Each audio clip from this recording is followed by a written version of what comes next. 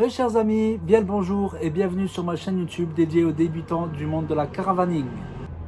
Aujourd'hui, nous allons aborder le sujet des précautions à prendre avant l'achat d'une caravane. Il faudra faire attention à plusieurs points, que ce soit au niveau de l'humidité, au niveau des équipements de sécurité, du freinage, des éclairages, etc.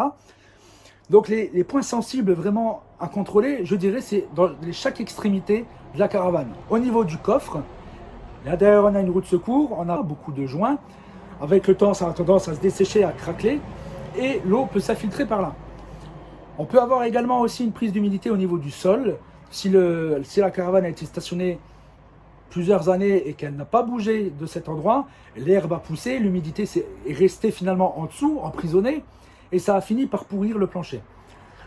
De l'autre extrémité, on a l'éclairage, on a la partie des feux de signalisation. Là aussi, il peut y avoir des fois d'étanchéité, donc à bien contrôler. Il faudra également faire attention au niveau des raccords de chaque paroi, donc des 4 coins. On a des espèces de grandes roulettes métalliques en aluminium qui maintiennent les parois entre elles. Elles sont vissées et il y a aussi des risques d'infiltration au niveau de l'étanchéité à cet endroit-là. On a également des risques au niveau des lanterneaux, au niveau du plafond. Et on a également un risque au niveau des fenêtres, au niveau des joints d'étanchéité. Au niveau de la porte également, donc il faudra vraiment contrôler tous ces points-là au niveau de l'étanchéité, au niveau des joints, pour savoir si le bois il a pris l'humidité ou pas, parce qu'on peut très bien sécher avec un décapeur thermique pour cacher la misère, repeindre, etc.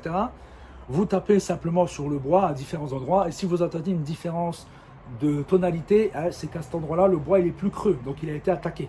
Naturellement, il faudra contrôler le faisceau électrique.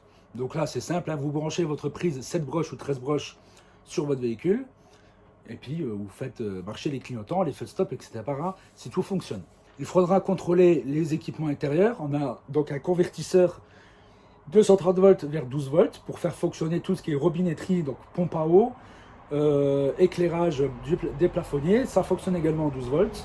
Après, si vous avez l'intention de ne pas mettre la caravane en mode autonomie, donc avec des panneaux solaires ou des batteries accumulatrices, vous pouvez très bien convertir tout ça en 230 volts uniquement en branchant la prise extérieure. Il faudra également contrôler l'état du châssis, voir s'il n'est pas rouillé, donc il suffit simplement de se coucher en dessous et d'observer la structure métallique de la caravane.